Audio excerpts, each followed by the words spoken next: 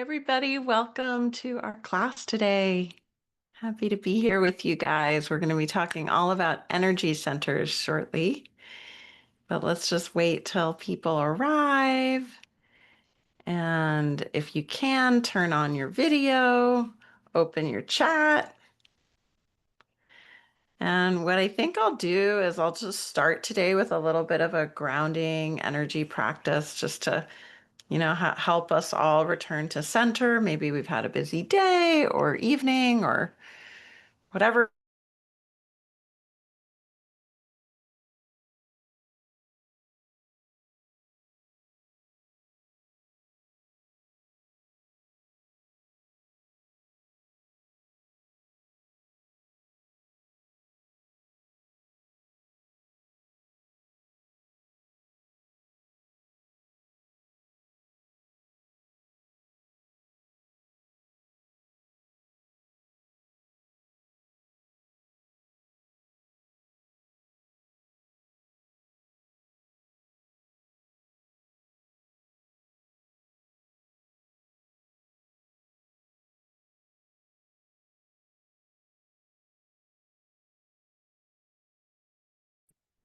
Magali, you're muted, I think. Hi. I don't know. Did you guys hear anything in the beginning?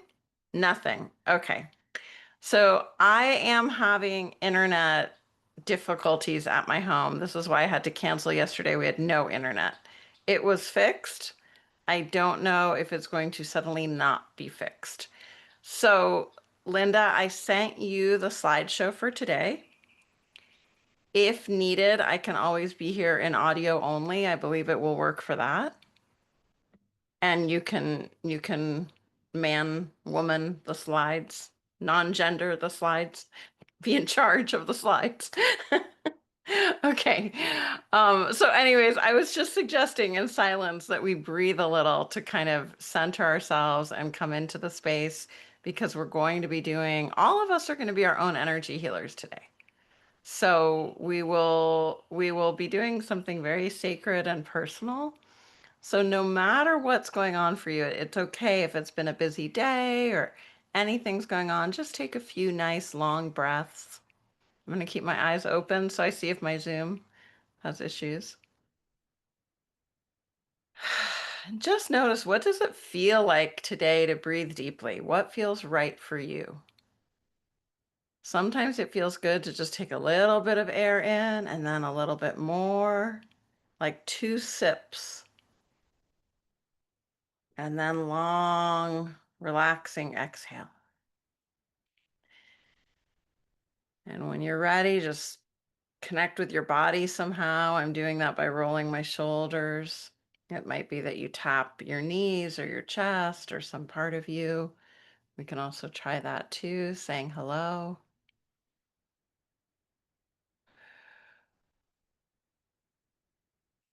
And sending our root system of energy down into Mother Earth, inviting Earth to help us have stability, alignment, presence.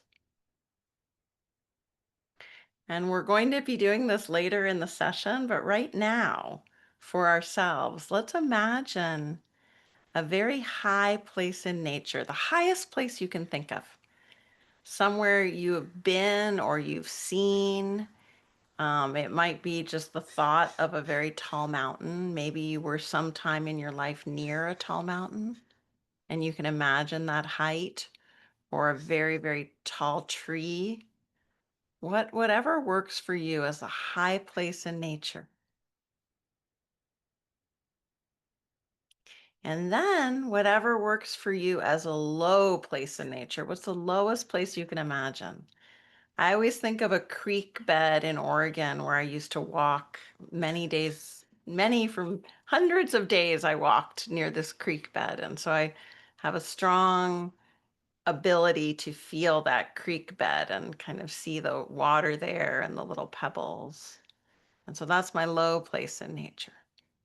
The reason we do this is this comes from the shamanic traditions of energy healing and emotional healing with nature as a support. And the high place in nature and the low place in nature give you at a spiritual level the range within this reality to travel for your spirit to travel. So we're not going beyond that high place in nature or that low place in nature. And the idea is that that keeps us more connected and safe in our realm. So um, it also, I think, reminds us of the sky and the earth, right? So that can be really helpful. And when you're ready, just coming back to this space, if you've gone on a little journey already through that high and low place in nature, that can happen quite quickly. So before I begin talking about energy centers, I just want to make sure that I'm going to open my chat, that there's no like urgent client work anyone's dealing with or personal issues that we want to just make sure to have time for. I just always like to ask that. And this is a coaching session we're going to explore today that I use often with clients. I used it actually. I'm going to see if she's here with a lovely coach this week who I work with both privately and she's in group, but she's not really able to attend group. And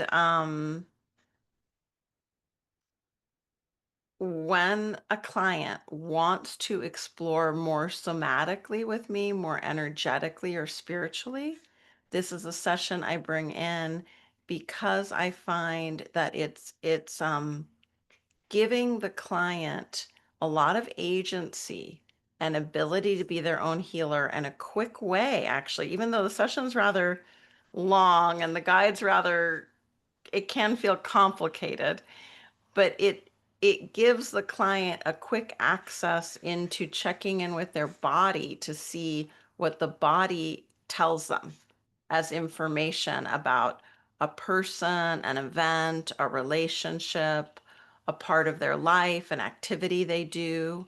It's a way to come into the body. The energy is, as we do it in this, is located in our bodies. And so we could do this without even talking about energy centers. We could just say checking in on, with different parts of the body to listen and get information about a question you have, a relationship, an event. And so when I use it in my coaching, and I of course like want you guys to use it in the same way, I change it a bit with every client and I consider like how much time do we have in the session? How will we use this regarding what's going to make sense for the person I'm with?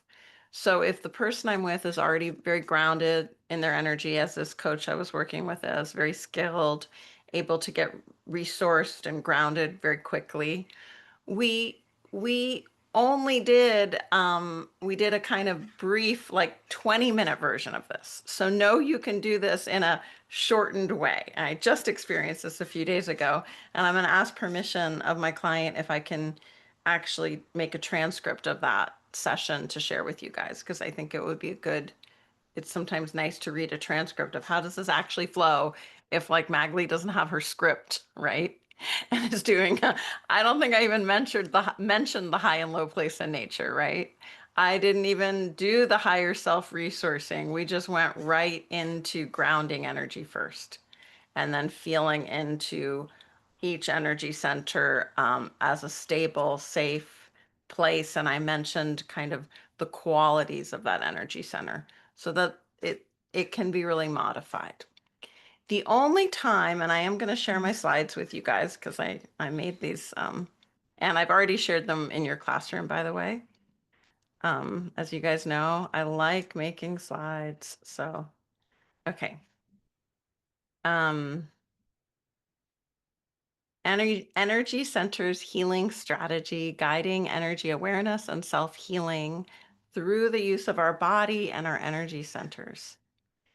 So the purpose is we are helping our clients develop deep intuition, to learn more about their emotions, their relationships, to hear what the body has to say, and also to feel and know what it's like, if possible. Not everyone will feel this, and that's okay. But what it's like to connect with that energy chakra in the system. Now, most people, unfortunately, but I mean, it's just the way it is. Most people will not really feel their energy centers or chakras as individual um, places. Some will. Um, I work really closely with an energy healer that does pranic healing that only works with the chakras. That's his whole way of working. And he actually has a full practice, 30 clients a week, energy healing. And he tells me, it's pretty wild. Only I and one other person in his 30-person practice feel the energy healing when he does it. Everyone else just feels relaxed, enjoys it. They enjoy him, they enjoy the experience, but they don't actually feel the energy. So don't worry about it if you don't feel the energy as a centered point. Think of it more as learning to feel into the body and helping your client feel into the body. I think this is really important.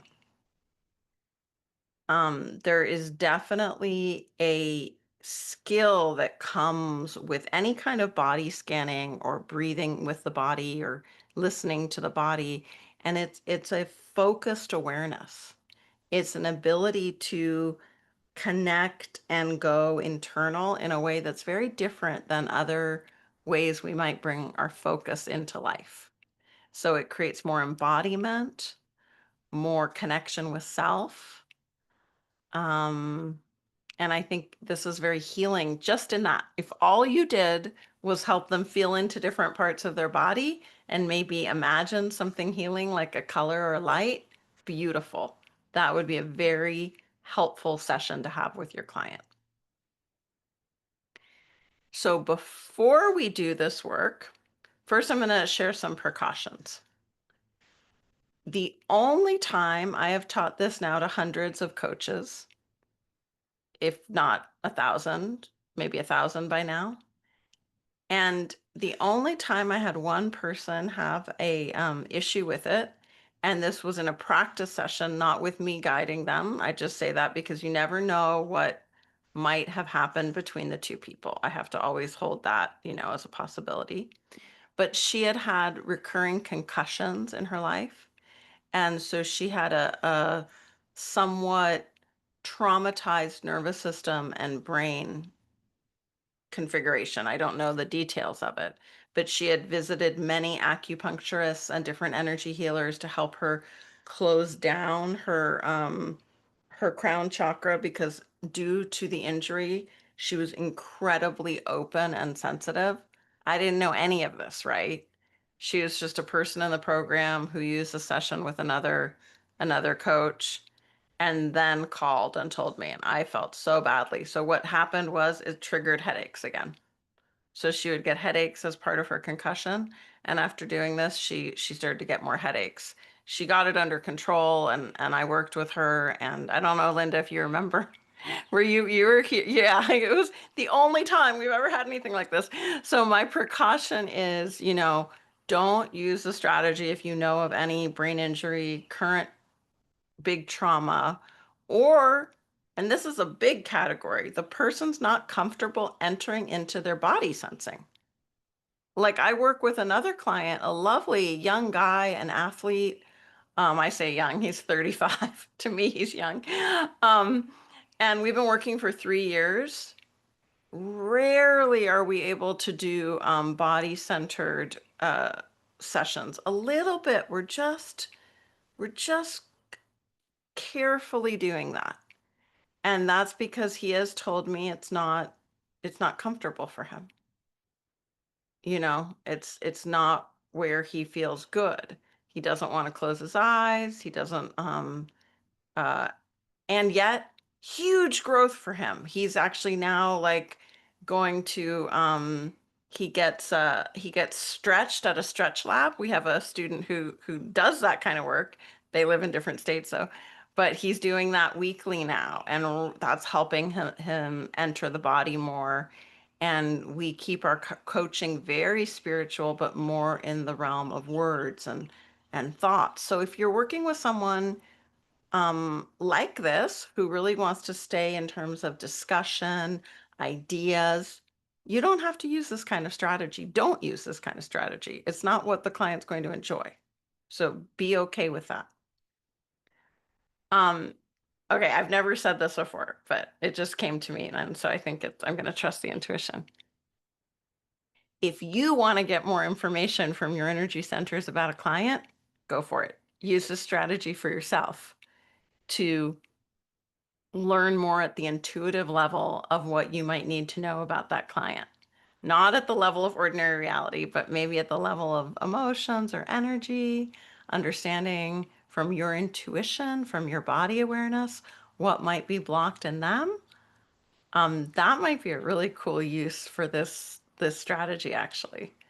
So, because it doesn't have to be just about our life. We can get information about someone else too.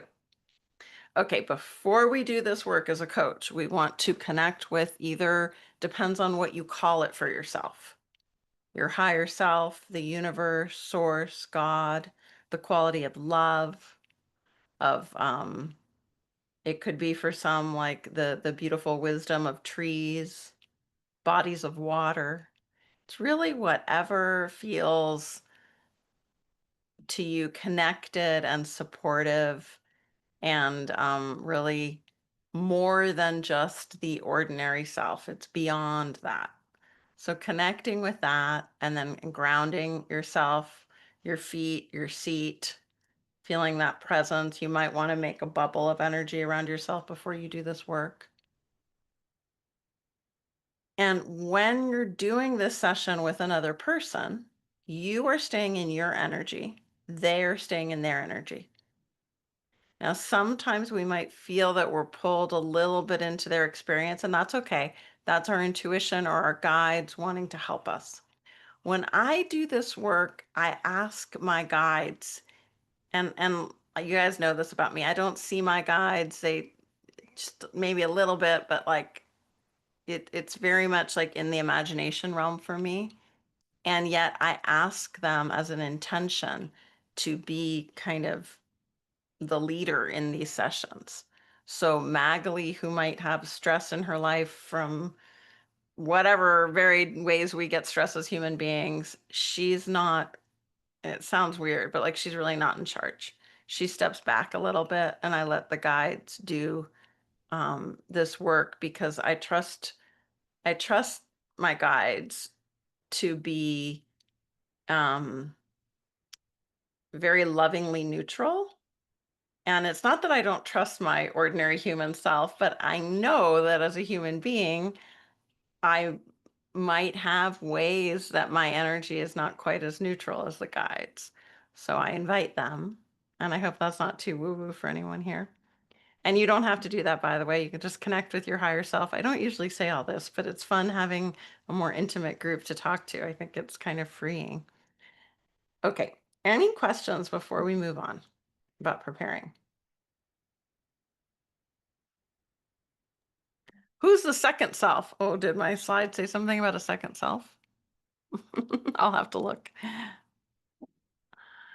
Okay, so I'm not seeing any questions in the chat. Feel free to raise your hand or share if you've done this or you have anything to add here. I definitely want this to be a discussion. Anita, hi. Hi, Magali. So I have a question about energy because like I meditate and do lots of spiritual work. So I'm an empath where I get into the energy of the other person, whether I want to get into it or not.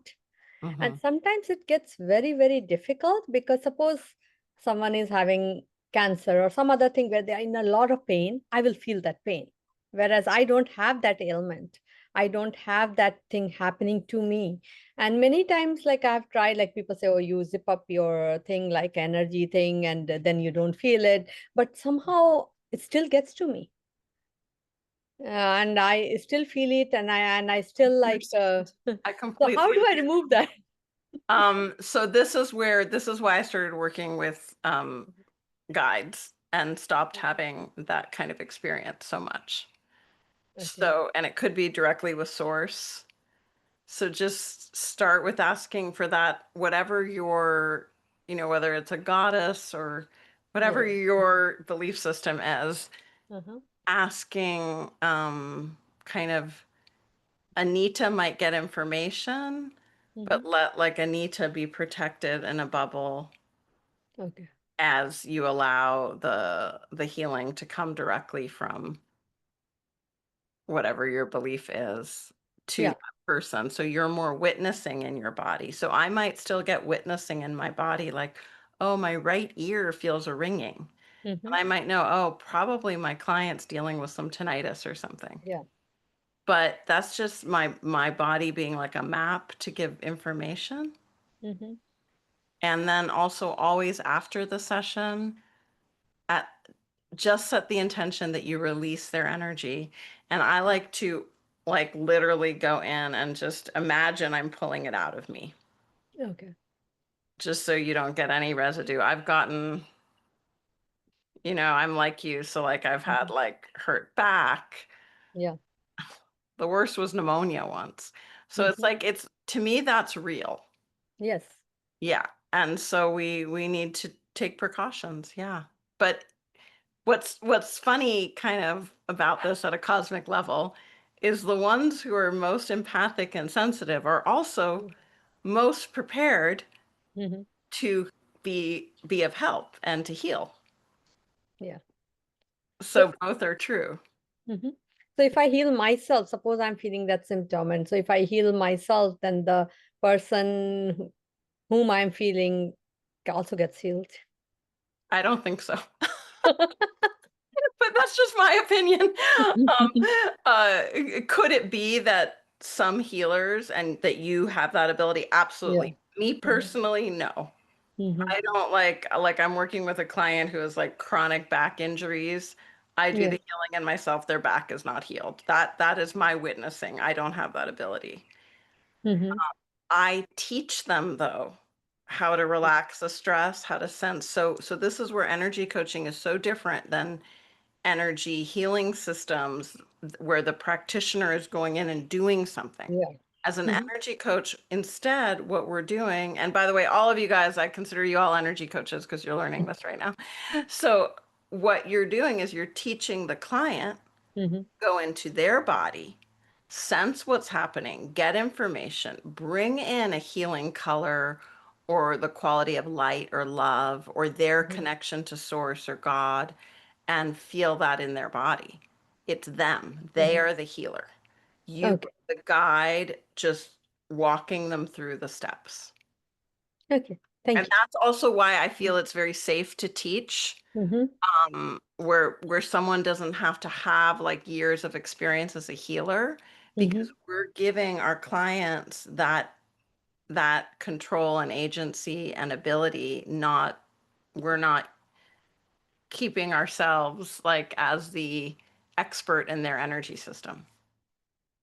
Yeah, and what's interesting is like like you guys know, I go to an energy healer. I trust my energy healer so much, and he's also my teacher now. So oh, well, he doesn't he maybe wouldn't call himself my teacher, but I call him my teacher. And so it's not that I don't truly completely believe in energy healers' abilities to be of help. I really do. But I also believe that sometimes we can get dependent on any kind of healer, and it's more helpful to have our way of healing ourselves and still go to others, just like with coaching. It's so great for our clients to be able to have techniques that they are able to empower themselves with. We still want them to come to coaching. We still see the value in the relationship and teaching more. Um, but both are true. Okay, I'm seeing what Charisse wrote. Note taking helps me if I feel I'm getting too close to enmeshed in my client's emotions or physical struggles. Absolutely. Great, great tool. Note taking. Absolutely. It's so incredible what like a word will do. Even with our own emotions, just giving a word to it, writing down a statement. Um, lately I'm doing a practice every morning. I go walk by the beach. It's kind of my summer thing. And I'm leaving a resentment or a pain for the ocean to heal. I'm just thinking of what is it that I want to give away to the ocean to now heal every day. And it's a lovely way to name something and set that intention. So the same thing when working with someone else, you name it, what's happening, and that's very helpful. Okay, let's go back to the slides because there are a lot of steps here. And my hope is that as we go through these, more questions arise. I want your questions to show up, okay? Um, if you don't already know how to make an energy bubble around yourself, write down that you need to learn to do that, okay? Really important, especially if you're feeling other people's symptoms. The energy bubble will, and it's just an imagination, right, of having a bubble around us. But that bubble around us will protect us from unconsciously wanting to heal the person within our body. And because that's what can happen at an unconscious level is we want to kind of, because of our loving hearts, we want to help them. So we bring their pain into us and we want to transmute it. But that's a lot more difficult to do than it might seem, right? So that takes specific training. Okay, let's move on to the next one. So just like we did today as we were entering into the session and grounding our energy, we are going to imagine, we're going to help our client imagine that low place in nature and high place. And if they've already, hopefully they've already had a session with you where they've connected to their higher self or to an intuitive energy guide. So just like you connect to your guide, you invite them to connect to their guide. You also invite them to imagine a very safe, wonderful place in nature. That's a place of feeling resourceful that they can go to at any time that they need it. And I like to take a little time with that imagining, asking them to see the colors, to smell, to open all their senses, to really invite that place in nature to be experienced in their own way. And as I talk to a client, I learn, are they more visual? Are they more kinesthetic? Do they have a great sense of smell? Do they feel that place in nature through little visual details? That will help me then in the session to ask them questions that honor their way of experiencing things. So as a coach using the session plan, we are talking to our client. There's silence where they're experiencing, and then we ask them questions and we take notes. We keep our eyes open. Even if we want to close our eyes and go inward, we keep our eyes open so that we can see what's going on with the client. So then you have the long script. So this is just a reminder that you can use the guided script there as you do this. And the whole session guide is there. So step 2 of the session is we do the energy scan where you guide, I can't talk, where you guide your client to feel into all of those different energy centers and witness any sensations, images, or metaphors in each center. They might feel that there's a constriction or an opening. They might feel warmth. They might feel nothing. And you just take notes for them and you reassure them that they're doing great. Their eyes can be opened or closed.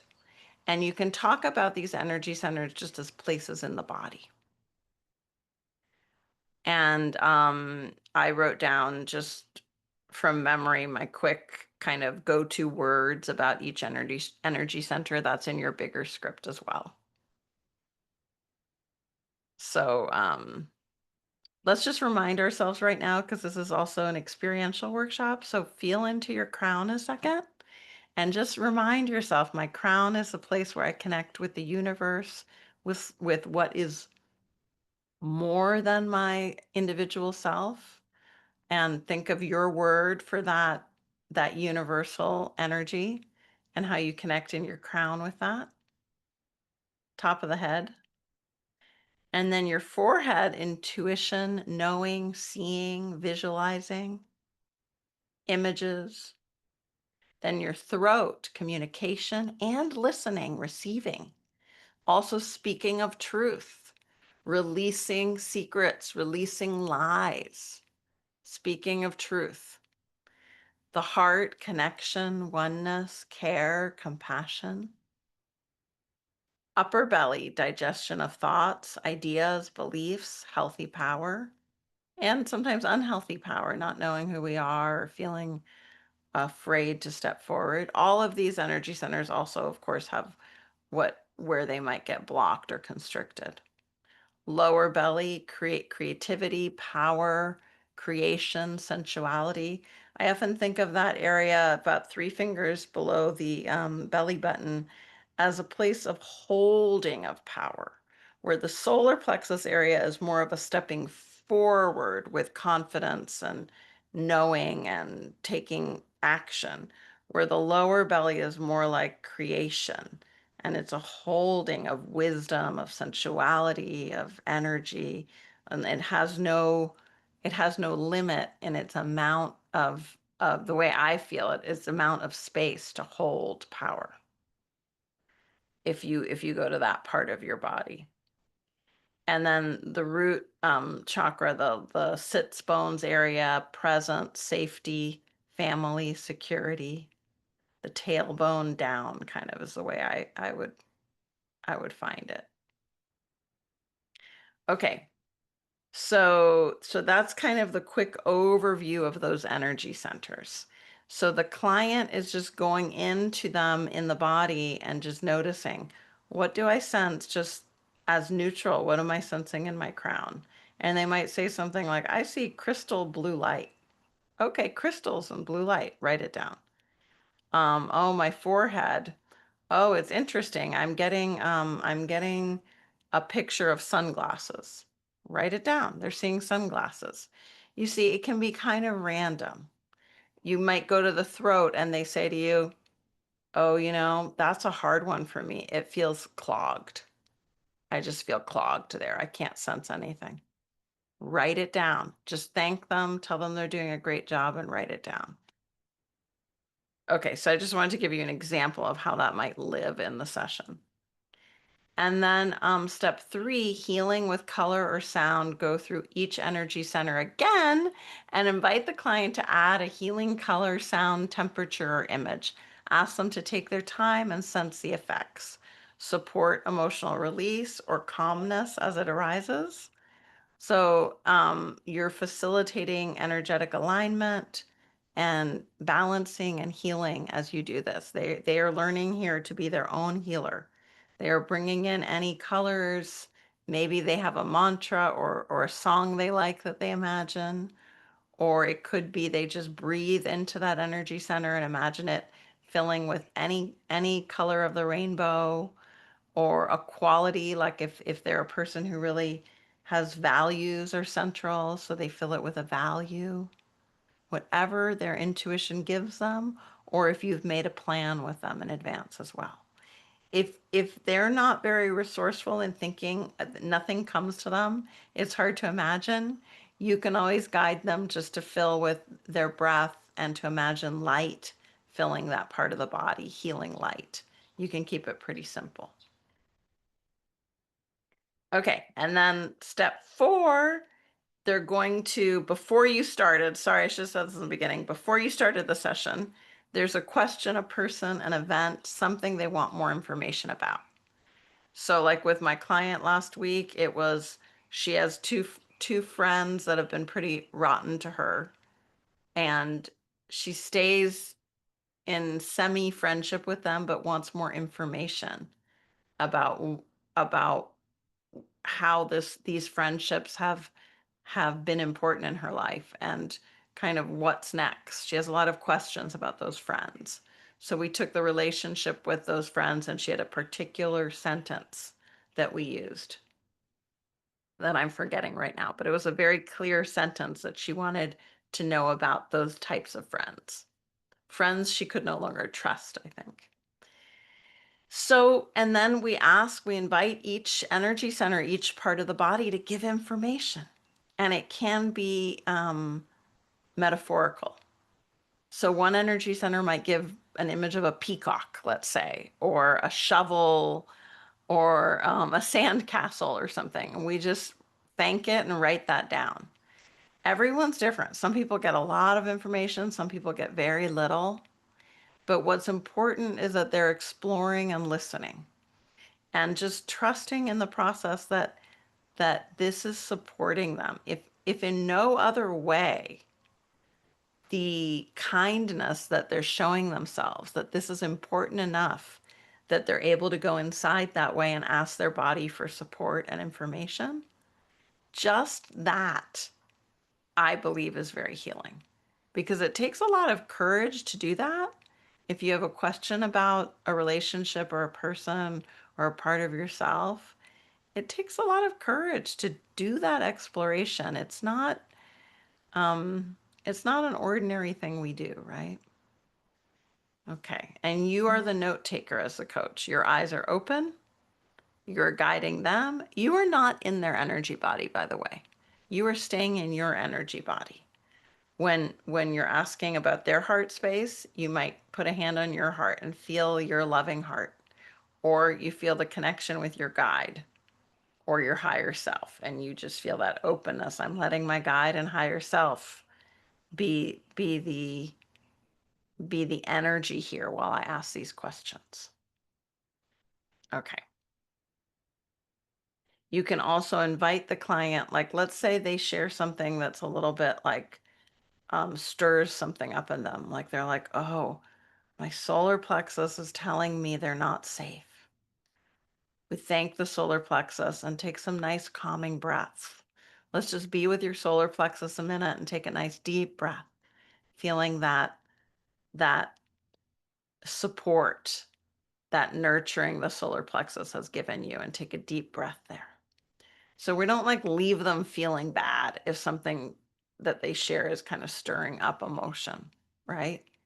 Also, really important precaution I didn't mention earlier, we don't do this with a person who has abused them, a relationship that's abusive, an event that was traumatizing. We're doing this with areas of life, people, events that we want more information about, but not that have created great pain, because we don't want to increase that by deepening it in the body. So many people do this about relationship with their children, with someone, a friend that they know there's been somewhat of a loving relationship with, a situation that was confusing, but not deeply traumatic. Do you get the difference? If you don't know what to do it with, like I was saying, for coaches, getting more information about a client can be very interesting. Okay, healing paths with light. So then we're going to go through the chakras one more time, but bringing in healing light. And here I recommend going, it doesn't really matter usually top or down. And Charisse, I'm so happy you raised your hand. One right after this, I'll call on you. What's important is in this one, I do like to go from the top down. So we end with grounding, and we're guiding them to bring in a healing color. So this is the last time we go through. And I like to use golden light or white light, just breathing and filling with that, allowing everything to come into its rightful place, letting your body support you, feeling so loved and calm. You know, we give really clear, loving instruction as we go from the top down. Okay. Hi, Charisse. Hi, Magali. You just answered my question, because I remember previous ones you went, bottom up, top down, then bottom up again. So I was just curious if that was still what you suggested or recommended. So don't worry about it if you don't do it this Okay. way. It's okay. As long as we ground them in the end. Right, exactly. But I do like more and more I do like doing the top down where the filling happens from above down to the feet. Okay. And then I had another question for you. So when you're going through each of the energy centers, how much are you exploring with them? How much are you maybe asking questions? Say, peacock shows up. I think you said peacock. Yeah. Maybe that just came into my head. I don't know.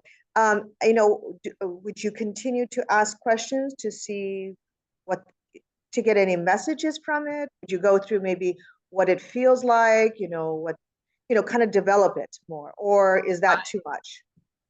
I think it's good to ask a little bit of information, like trust again your intuition. If you want to say something like, well, what I always do, sorry, what I always do is ask the question they had about that relationship Mm-hmm. to each energy center. And then if they say something like the peacock, ask something open-ended, like, is there anything else there that is being shown to you or experienced, maybe related to the peacock, maybe something else? What we're not doing is trying to understand the meaning of the peacock, for example.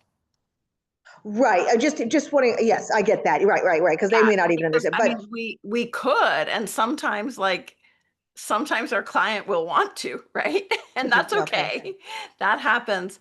But yeah, just gathering as much as you can, but also being aware of the time and not wanting to spend too long. So I like to ask, are there any messages? okay. Are there any images? Is there any felt experience or emotion you want me to write down?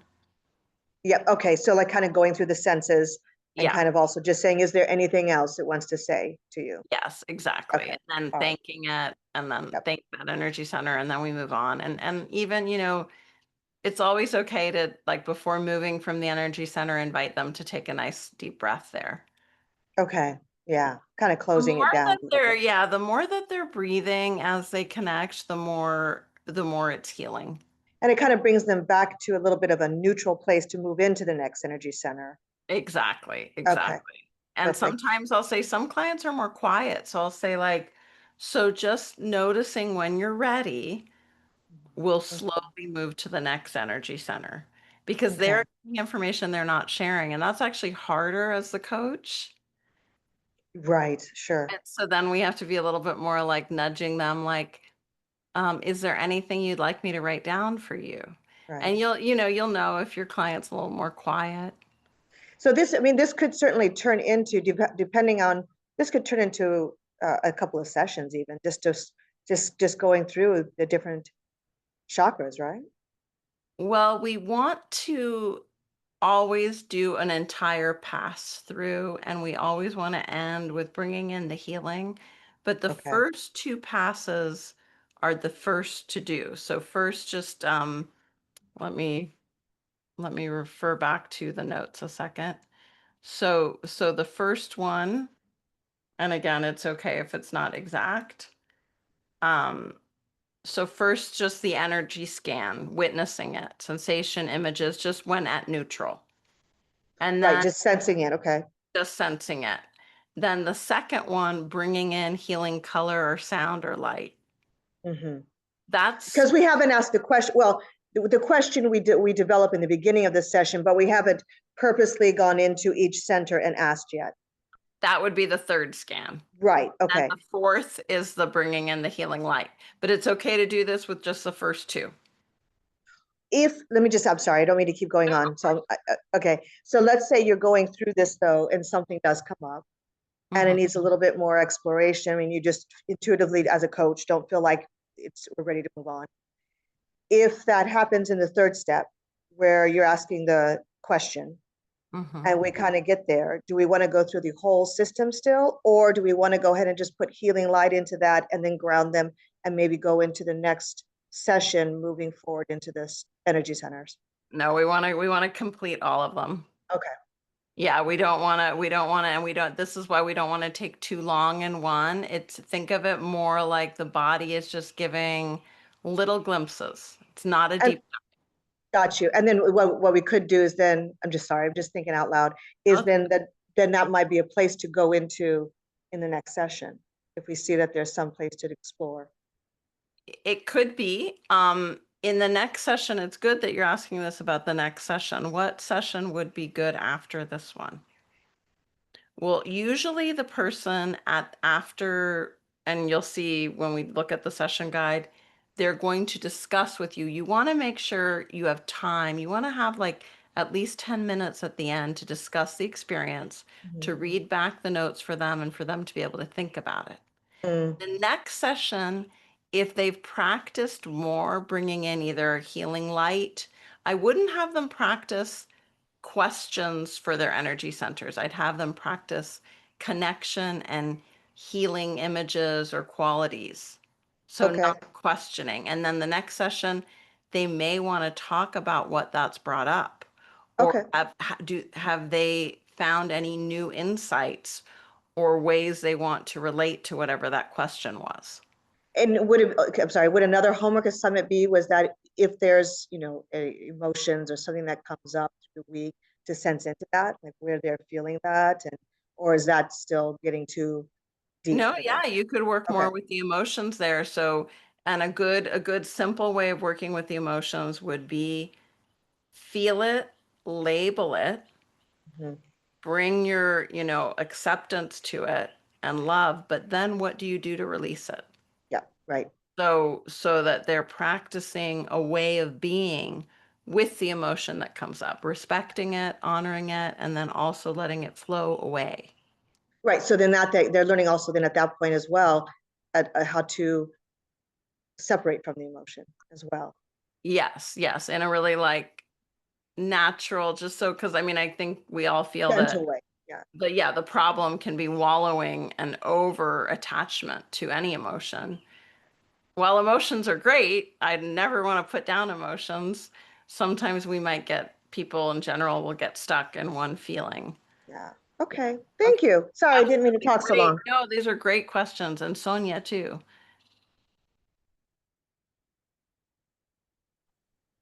Hey, so Hi. with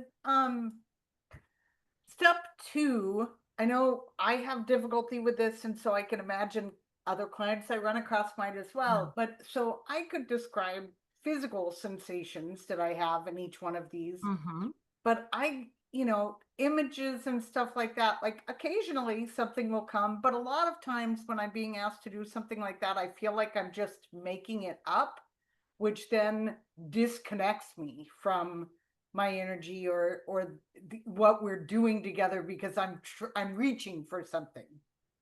Okay, interesting. So you naturally have the imagination. You can sense it, you can describe it, but then you second guess yourself and say, Well, no, I can no. I can describe what I feel there, but Uh-huh. what you're talking about with like peacocks or blue crystals Well, or that might whatever, not be your way. That might not be your way. So we're going to right. honor what you're sensing. So like common way, and I should have given more examples like that. Like if I'm in my energy centers, I'll literally like it might come like an image, but the feeling is like a dustiness or Right. Or a, just like open, yeah, dizzy. breathing, or like the openness of like breathing or the tide. So some people use visual language, some people use temperature, um, whatever it is, honor the client the way they're saying it. Okay. And then when you're doing, and I think it's step three, when you're adding things in, like healing light or whatever, Mhm. that's a place where maybe they could use some more imagination, or you would go with the direction of, all right, they're being able to feel the bodily sensation.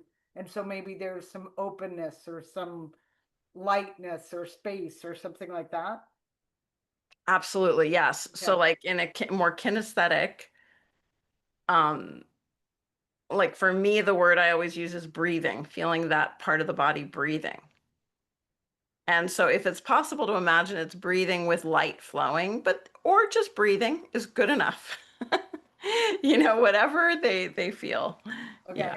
Yeah. All right. Great questions. That's so important, and so important to just all of us to take in that this is very, very often the case that a person um, does not see things. They get messages or they get sensations, and those are really important. And Mate, mate, latte, mate. I have a Oh my God, dyslexic you still brain. cannot say my name. Unbelievable. So why not? I read your question. Why not go into the meaning? Yes. So, because what happens when we start to analyze and go into what it means? What part might take over? Our analytical, more thinking brain that wants to kind of make a story about it. So the peacock means magic or whatever it is. That might mean that I think this friend is magical, or like we create a story. Later on, when they're not in the process of feeling and being in that somatic space, it's interesting to ask, what does the peacock mean to you? Yes, yes, yes. So Now, the enemy, hold on, I gotta say something. The enemy that we all face when doing this yes, kind of thing is, probably my enemy. is Google. Oh, It's Google. ChatGPT now. I want to Google what the peacock means, or I'm going to ask ChatGPT, what does it mean when in my seventh chakra I feel a castle, whatever. Listen, ChatGPT is my new best friend. It's weird. All of us, but we don't want the client to refer to another authority, a book of Okay, great. symbols. It's Yes, about their meaning, their association. yes. So I'm finding these amazing lesbian couples that Hmm. really want to work with me, but they see me, I don't know how, they feel so connected, and it's all because of this program. It's not because my else. Honestly, you have no idea how much this particular program with you has helped me so much. And it helps me a lot. So, and everybody here actually, because so these people feel connected and they feel so they want to work with me. I want to put them all in like, okay, well, I can only work in Florida and I take all these insurances. Little by little, they're like, oh, but I don't need to go to insurance. And can we? So I'm not even selling, which is weird because I'm like, you know, so the whole marketing and the whole self-esteem thing and like, okay, well, and I don't even know how to charge. So interesting. And these people have a lot of money and they're like, they want breakthroughs. And then Great they, news. yeah, A yeah. lot of people want to work with you who have a lot of money. Um, and it's because of Magali and everybody. Oh, it's There's a not. lady here from Spain. Yeah, there's a lady here from Spain that keeps talking, and I really get a lot from her. Yeah, Anyway, no, we all support each other and it's yeah. great to have this. But you also need to, check in with your solar plexus. Are you Mm, are you able to honor in that part of your body, that this is your work, this is your business? yeah, I'm not quite sure. I honor it. Yeah, we might need to do some work there, and then you're Yeah, yeah. grounded Gotta make an into, appointment. Yeah. yeah, yeah. Like But I have an LCSW and I have the strategic so is intervention there a here. doubt? Is there a question about what you charge? Tell me what arises in these relationships. You know what arises?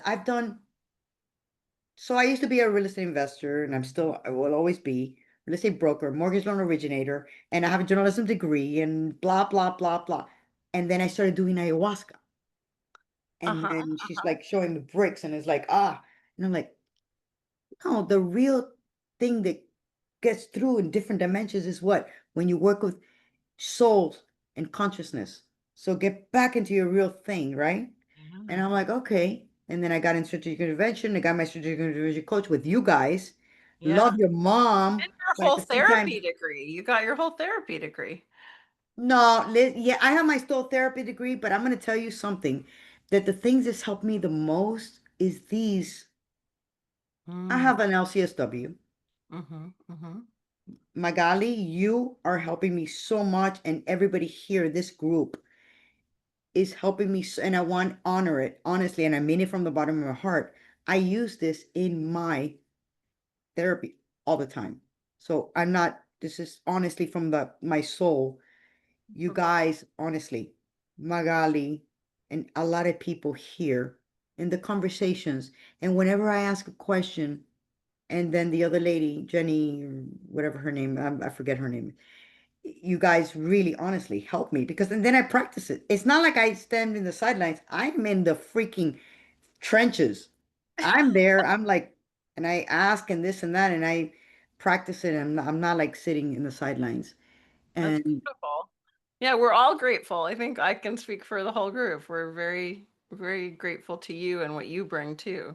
I agree, and I'm grateful. But at the same time, how do you at the same time apply all these things that you're saying? Like for example, today I was a little late because I was with a lesbian couple who lesbians keep coming to me and they have a lot of money and they want to pay, and then I'm like, okay, what, it's weird. And then I'm like, okay, wait, let me see what I'm gonna do here.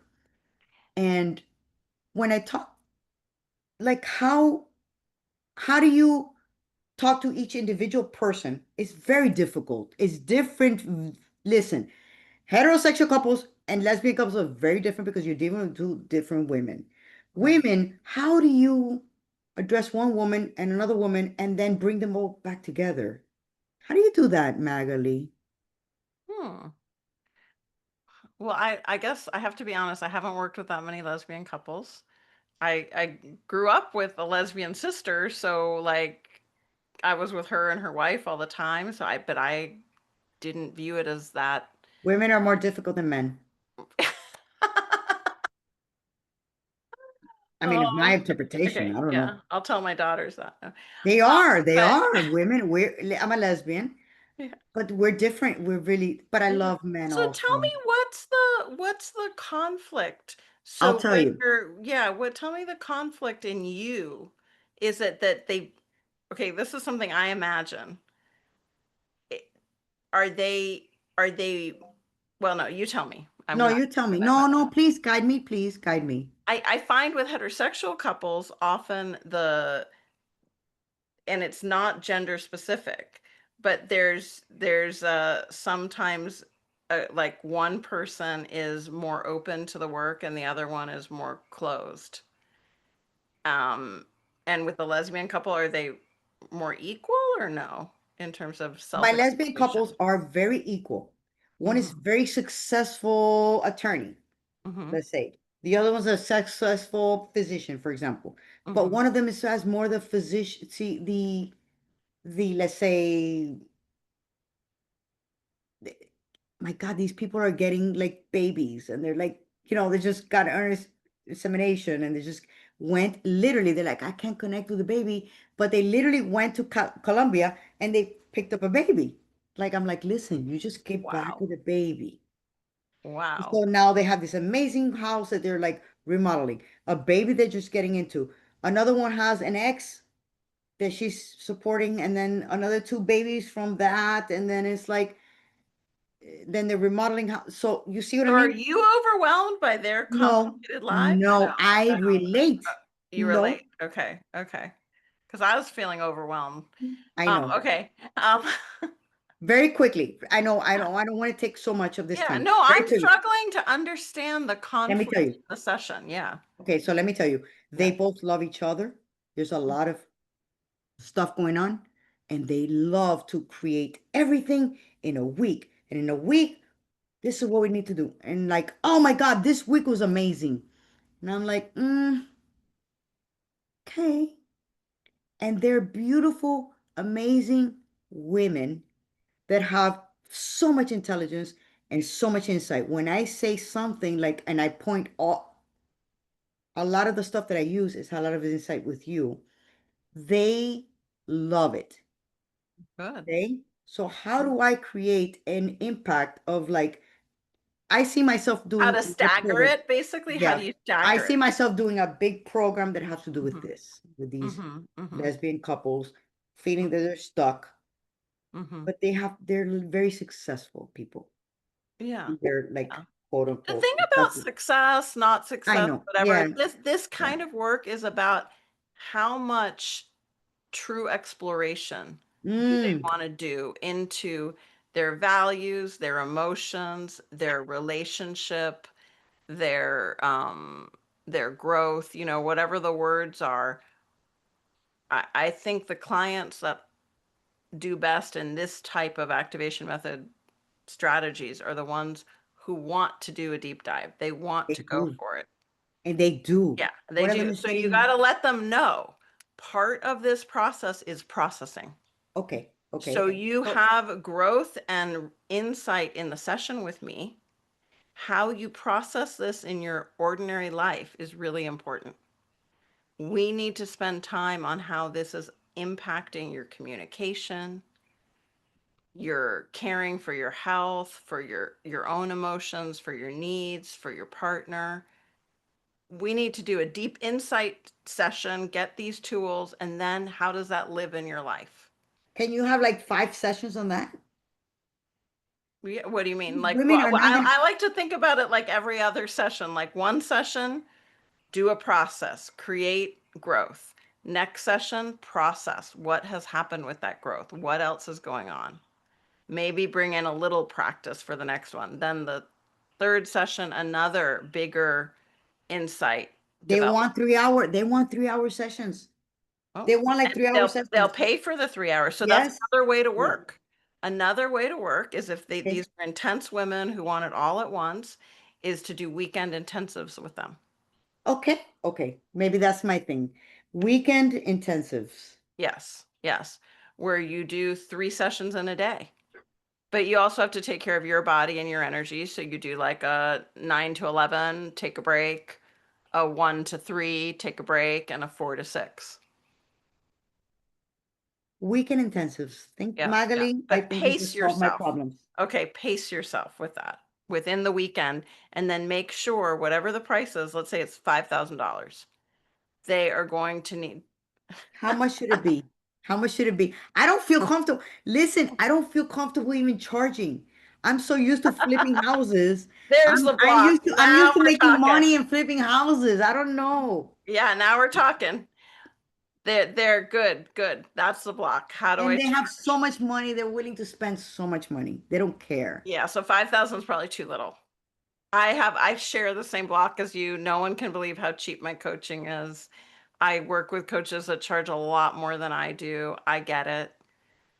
So I So what know do you think? it's important to break So through. can I make like a So session with you what do personal? you feel? What I I think don't know. 5,000 is low for a private intensive weekend with you. And you And can I know follow they'll it pay up. for it. I know Okay. they'll pay whatever they. Okay, good. So start there. Follow it up with 4 1-hour processing sessions with them individually. Wait, tell me, wait, give me a minute. Wait, what? Tell me So again. you never, my belief, and this comes from research I've read, no one should come to a weekend intensive group or individual experience without having some sort of schedule afterwards to help process and integrate the experience. So the weekend should come with at least 4 hours of integration after the weekend. When it comes to couples, I would suggest having some individual sessions with them after the work together. And I still have individual sessions in between. Yeah. The thing Yeah. is that I'm so limited to individual insurance and they're willing to spend so much more. Like I'm talking about a lot. Yeah. Okay, so Okay. can I maybe So then packages where they pay you whatever it is, 1,000, 2,000 a month for whatever you want to offer them in that package. And you decide how many clients you want to have in those can I have a packages. session with you privately to talk about Yeah. this? Yeah, absolutely. Yes, I do. This is what I do most of the time. Okay, Oh, perfect. okay.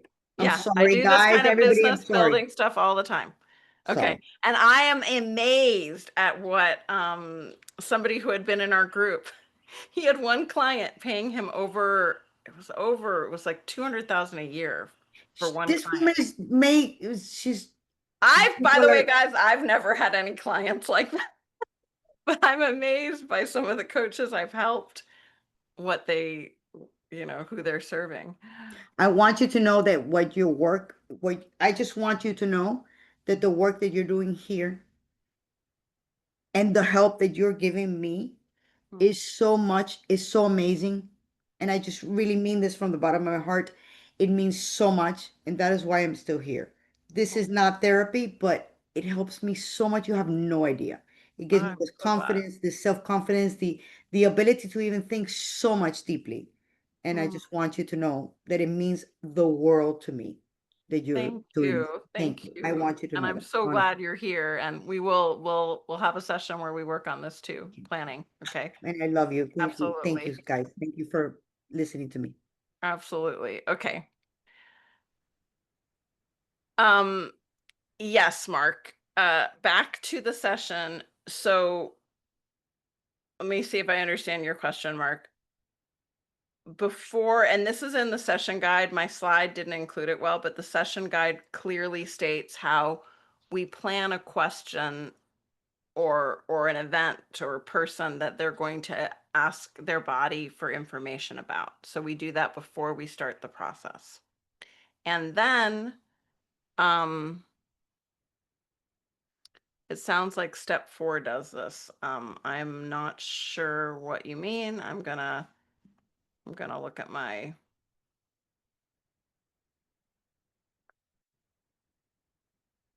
Yep. So that pass through, we're bringing in that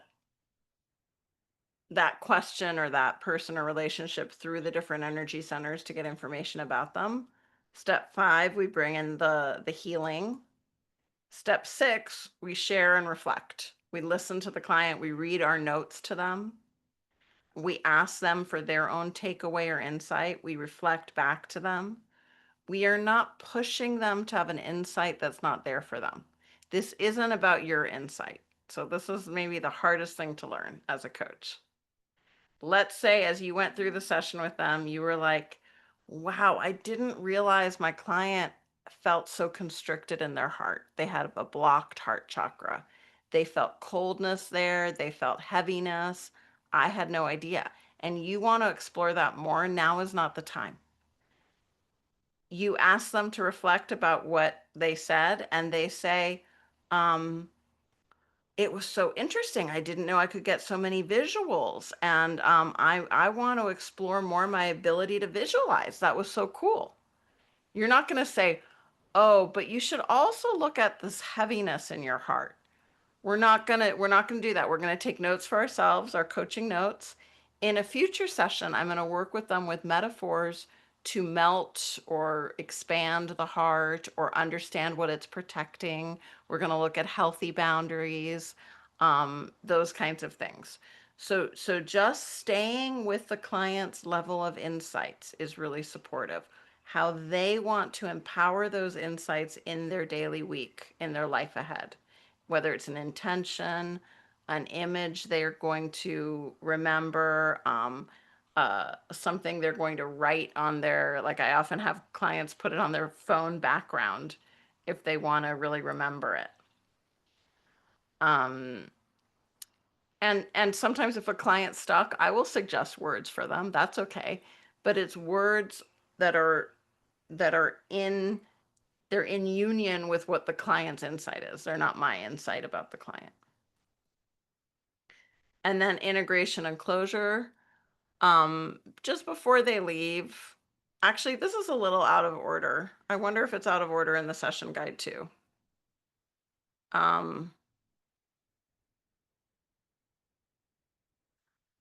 Well, at some point, whether at the very end or right after the final pass through, make sure they ground and thank their higher self or their guide. Take 3 cleansing breaths, and invite that intention into their awareness, into their body, that they had that intention that they're setting for the week. So examples of an intention someone might have is to use grounding breath before work, call in a higher self on a walk, practice color healing in daily stress moments where they imagine bringing in colors into their chakras, for example. So that would be generated by the client. So I think that is the end of, oh, and this is just, there's the peacock. I think we went through all of this in summary. So the 7-page session guide that I added to your classroom is about the same as in the Sapphire Notebook. I just changed that bit about the going from the crown down and bringing in the healing light. Also, I do find that this is a healing meditation you can do um, with a group. Now, what we would do differently with a group is we would think of it more like with a group, always make it more on the side of positive to be safer. So, is there a relationship or an event in your life that's not traumatic that you want to give extra love to? And then bring it through your body, giving it extra love. You might get information about it, but we're just giving that extra love and attention. It could be a relationship with a dear friend, a family member. And that's so because it's a group setting, we are being extra careful to not create a, a feeling of insecurity or agitation in the person because you're not there looking at them, able to talk to them, breathe with them. They're in a group environment. However, this is a great meditation or group session to have. You can also just do the color meditation where they're checking out their chakras and then they're bringing a healing color and light, and you forget about bringing a person or an event or anything through the body. Just the checking it out and then bringing in healing colors, and that's called the rainbow meditation. Okay. Any questions about practice or about yourself or clients? Magali, I know that Charlene had a question for you. Great. Hi, Charlene. Hi, Magali. Hi, everybody. Thank you. Oops. I interestingly have been wanting to ask about this client, and then she sent me a message today. She's been away, and she sent me a message today. So I was like, "Oh, this is perfect." Oh, good.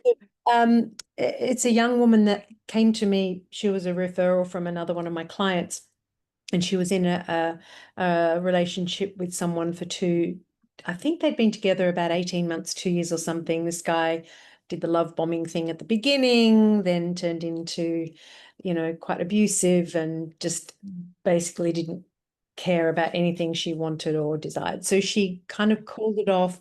She came to me very, very, very sad.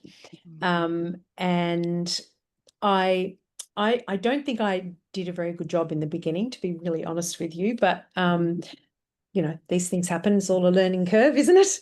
But anyway, she had paid me for a limited number of sessions, and I began working with her. Didn't probably get enough information from her in the early stages, I think, about a lot of things, but she's certainly very she's very beautiful, she's very intelligent, she's a very articulate American. Keeps telling me what a wonderful relationship she has with her parents, although I haven't explored that too much. But whenever she spoke about this guy, whenever we talk about her feelings or any of those things, she literally curls up almost in a ball. But wouldn't use the word sad. So she cries, she's going through grief about the loss. She wants to be married and have kids. She feels the pressure. She's oh gosh, how old is she? Sorry, I don't have it off the top of my head, but she's in her 30s. Okay. She's Can living I ask a question in about when Spain. she curls up and kind of has that emotional, does it feel kind of like an internal collapse a little? Like she's I think so. I feel that way about it, but it's almost like she because she's very quietly spoken as okay. well. But I know that at work she's very successful. She supports students at university who are coming from overseas. Beautiful. And she often has to do a lot of like supporting students who injure themselves or she's if they're having conflicts and things, she resolves those things. But So yet, she's powerful at work and strong, but with right. you, it's a good sign that she can be so vulnerable. I Well, wonder if it's a younger part of her that gets really She activated. speaks with a little girl's voice most of the time. Okay. So it could be the challenge that I'm having is I worked with her several sessions and she rejected everything I did with her. She pushed back, didn't want to do any of the stuff, you know, even just imagining things. She was really resistant. She's very artistic, so it's not, but she didn't want to do any of that. So I ended up starting with the success zones with her, and I did the strength ones, and I did the strength one and how I take care of myself. And she Good, said at good. the end, well, this is, to be honest, Charlene, this is the first session I've actually felt like I got anything out of it. I was like, Okay, good. Okay, so when we have that kind of client that doesn't like the imagination stuff, Mhm. it's good to think values, Mm. needs, Did those, beliefs, yeah. you know, this is what's more concrete for them. And I did do some of that, Magali. The Yeah. challenge that I've had with her is that I don't feel like I get her. I'm struggling to understand her. I Mhm. don't, and that's normally I can get a sense of people and Yeah. have a bit of an yeah. idea, but I really feel that I struggle with this, and I've done so because the emotions are so overwhelming for her. Yeah. I even just did a simple thing about like labeling the emotions, got her an emotion wheel to help her because she couldn't come up with emotions. And I would say, is there, you know, like perhaps sadness? And she'd say, oh no, there's no sadness. And she's sitting there bawling her eyes out. So, Okay, and have you wondered if there's like maybe autism spectrum or something else going on? I know we're haven't, not psychologists, but yeah, no, but if no, it's I don't get if that it's sense. I okay, or don't get it's that for sense. some reason there's a difficulty in labeling emotions. Yeah, except that now the message that she sent me is that she feels extremely sad and overwhelmed. And Mhm. she can't think of it's this message she sent me. She's been away. She's had a wonderful holiday. I've also done things like even just getting her to go into a I will come with my question, Magali. Sorry, everybody. Sometimes you probably Oh no, know it's all by good. now it No, I takes me thought a we were while just, to you get know, round. Yeah, yeah, bantering there. yeah. She you know, when I had her just even to go to a place in nature, Mhm. when she took herself to where she went with her partner, with her ex-partner, and he was there with her, this guy that she and Okay. there was a part of me that was like, why would you do that? It's just, it was the strangest thing. And she's done that a couple of times, and so the next time I did it, because that was tangible enough for her, just to even calm her nervous system a little. I actually said to her, perhaps you might want to choose a place where you haven't been with him. And so, but this message that she sent is today she's woken up extremely sad and overwhelmed, and I don't have any reason I can think to classify it. How can I collect my thoughts and try to relax? Because I have this thing, I allow my clients to send me messages unless it's a big thing, then obviously we do that in a session. But I'm actually just struggling with what even to do with her. I think I tried the 6 steps for emotional, and she doesn't do any of the things that we talk about, like any of the practices that I've give her, even if Yeah, it's she that's doesn't. not working. But what does work, it sounds like. Tell me what does work with her. Explain the session she liked. The So success the ones that were where she got to that, she liked the reflection stuff. Okay. That she Okay. found that helpful. That's what she liked about the Yeah. success ones. Okay. So that is good. Here is what I was writing down as you were talking, and then we can go to Mark's question or insight too. Energy entanglement. There seems to me to be some energetic connection with the ex that's she's not separating completely. There's that, and there's actually one other piece to this, that she then met this other guy, and now she's feeling very attracted to him, and she's confused about, Okay. she keeps saying, should I go back because I want to get married and have kids? Should I go back to this guy? Now there's this other guy on the scene, and I mean, there's a part of me that So, just okay, so looking at what makes a healthy relationship. yeah. Yeah, she's done all that. She knows it. She knows all the things she wants. I went through listing all of those things, like what she values. She's very clear on what her values are, what her, what she wants in a relationship. Yeah, all of Is those she things. clear? Is she clear about what was not healthy with the guy that she had the breakup Yes. with? She is, even though she's still considering going back. Okay. Yeah, the reason is she thinks that that dating is terrible. There's nobody out there. It's a horrible scene here in Barcelona. It's not, she's never going to find anyone. And Mhm. it's that kind of thinking, that I better take this because there might be nothing else, even though he's not offering to have kids with her particularly, I don't think. But I think they've Okay. talked about it at one stage, but he's Okay. So so. do you sense a kind of low self-worth in her? This is what I'm struggling with, Magali, because yes, there clearly is something around that, but she speaks so it's confusing for me. I find it Yeah. like because she can tell me what she values, why it's important for her to have these things. She struggles with being on her own. She's a Mhm. terrible fear of being alone. Okay. And that's part of the reason for wanting to be with someone. Mhm. And yet she speaks like her values, all of those things seem very clear Mhm. and very, So it's the emotions that are not clear. It sounds like yeah, maybe. the thoughts are much more clear than the emotions. How about any relationships with friends? She has a lot of friends.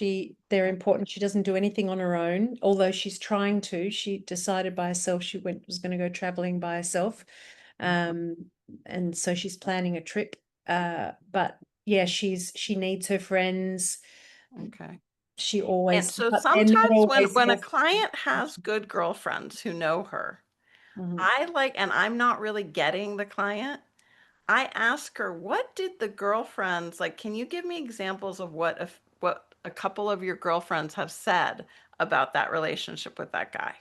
Or Yeah. what they've advised you that you do? Because I trust that those girlfriends know her better than I do. And they did. They told her they didn't like him. They didn't like what he was Okay. like. Get rid of him. So yes, Okay. yeah. Okay. Okay. So that's just a good tip for everyone here to know. If you're Yeah. confused by a client or a client's relationship, get information about what other people in that client's life are telling them. That is like, I remember working with a client who was married and I was just not getting it. And then when I asked her, she said, "Oh, all my girlfriends think he's having an affair." Well, the husband was having an affair. Yeah. But I didn't get that until the girlfriend's opinions came in. Okay, Yeah. so I would explore. So you said sadness is a big one. Is there any chemical thing going on? Could there be a depression that I needs? I don't, I mean, could there be? Sure. Yeah, but some of it's related to the grief of, I mean, she's only just broken up with the partners. Well, it's been a few months now, but it's still relatively recent. And she had a lot of expectation in the relationship as well. So there's a fair Okay. bit for her to work through with that. Um, um, I don't get a sense of depression, no. Okay. I think as a coach, we can say though to a client, if you ever feel that the sadness is overwhelming and you need some support either for anxiety or depression, I want you to know that I'm by your side. I support you in seeing a psychiatrist or a doctor and asking them questions. Yeah, Like I just have, because we're doing this coaching work with emotions doesn't mean you can't get other support. yeah. Just to make sure they know that that's open and that you're not judging them or anything. And Mm. then the other question I would have is like, what is her feeling about the sadness? So when sadness arises, what's her feeling about sadness? Well, Um, because she labeled sadness until today, I yeah, haven't had to do that one. and then Oh, that's not true. how you could also, I did actually have that conversation oh, you early did. on. Okay. I think it was a little too early as well Okay. for me to have that conversation with her. Okay. I've seen someone has said, did I do the emotional history strategy? Mhm. I'm I'm not sure if I even know what that one is, but there's a We did it recently in group, so you can see the class on it, and it's okay. helpful because you're going through what emotions she kind of were in her life growing up. Okay. Yeah, that might And be a good one. yeah. Also, so just a couple other suggestions. How does she speak to herself? Could you do a session about her being her own best friend?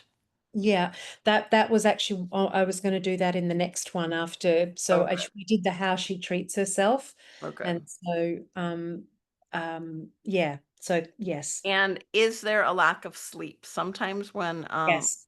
okay. Yeah. So Yeah. usually, just for everyone to know, if a client's waking up with a lot of grief and sadness, chances are they're not sleeping well. She's not. She's very clear about that.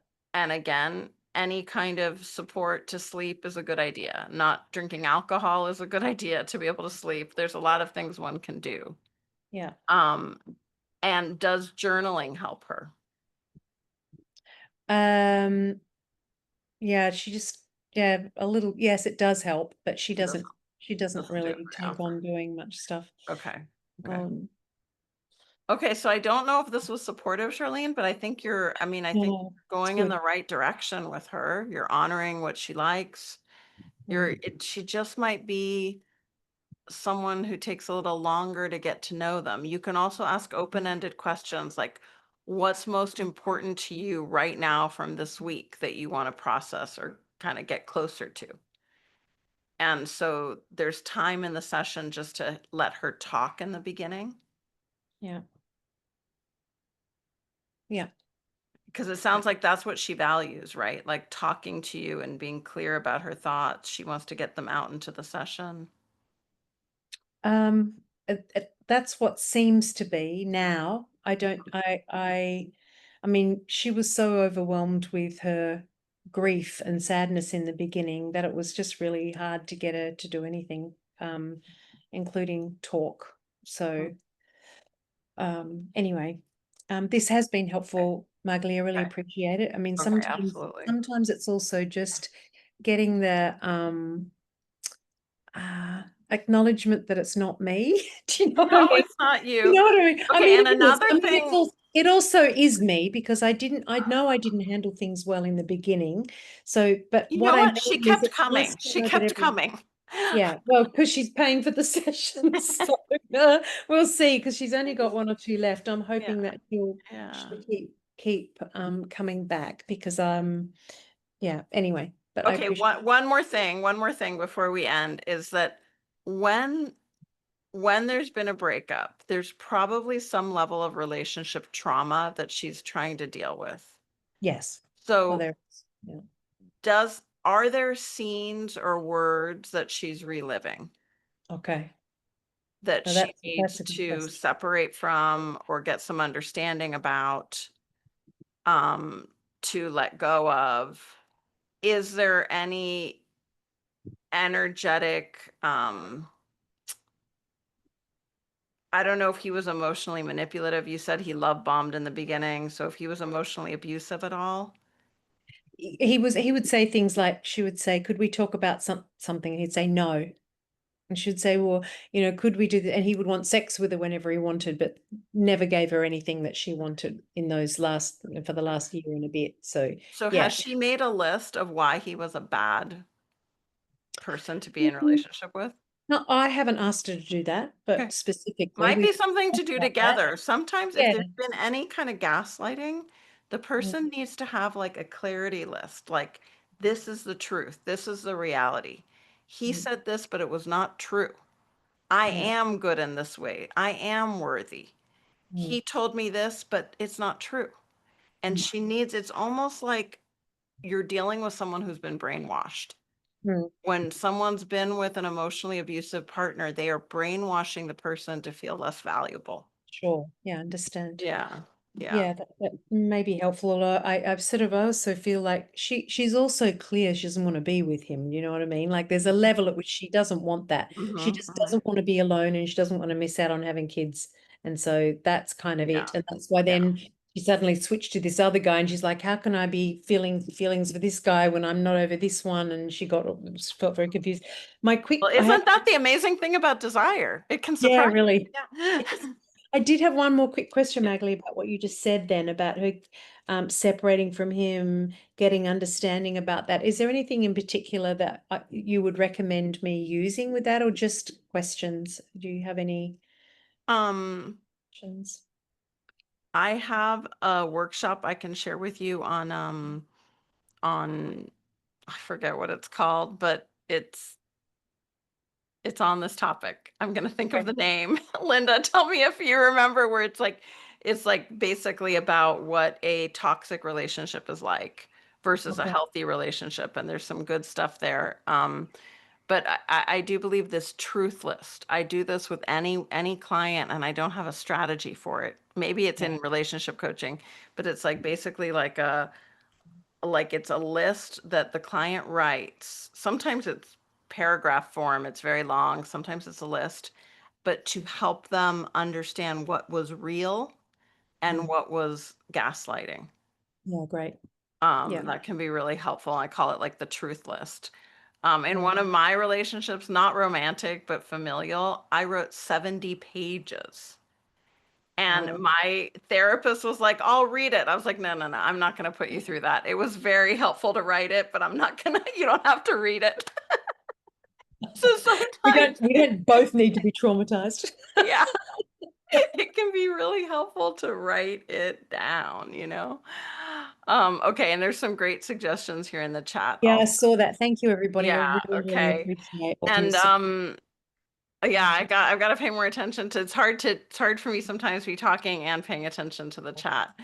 But I want to do a little bit more on in the future on some toxic relationship patterns and on kind of complex PTSD where there's like traumas from the past that keep being awakened in the client.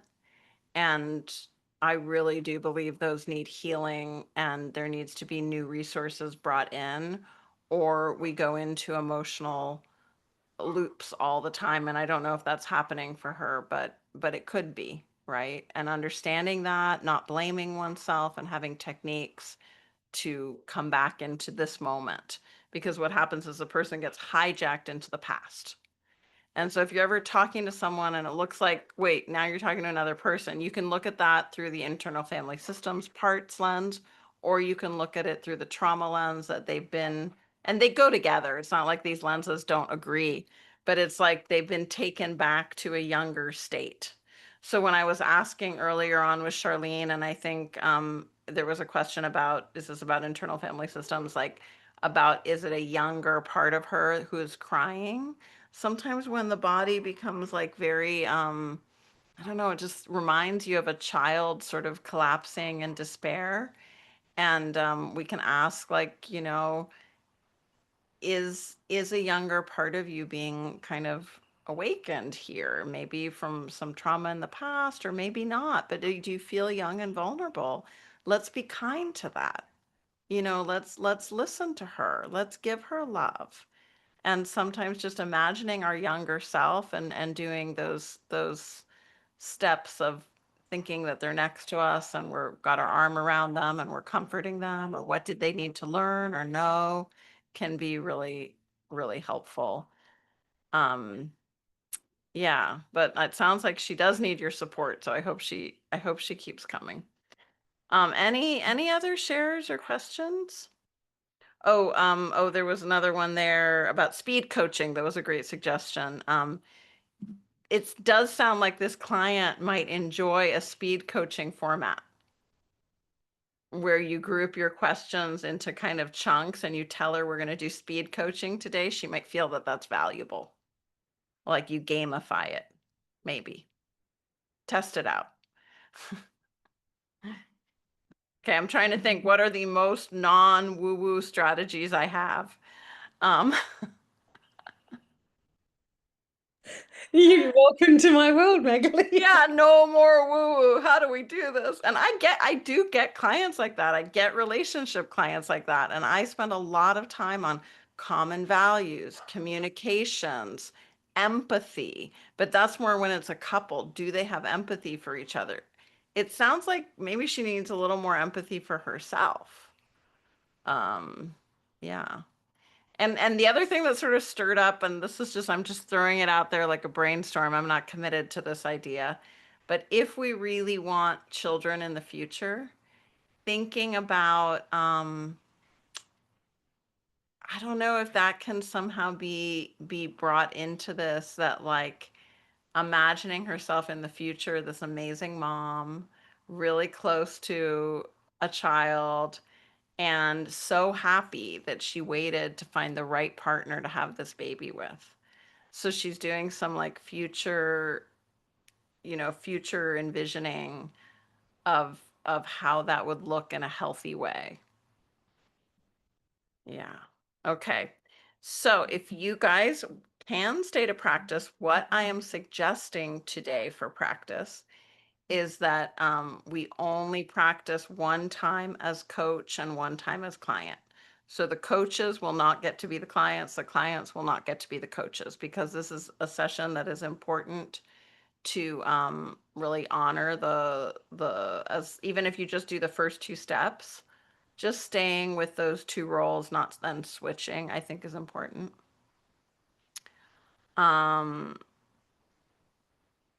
Oh, I love that. Storing eggs so she doesn't have to wait. Physical eggs, the eggs in her body. Um, that is very scientific. Yeah. Um,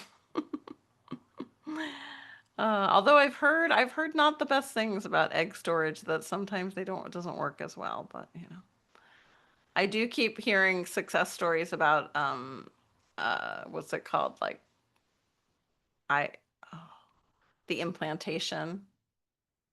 Yeah, like I just heard about a 40-year-old who, got to have a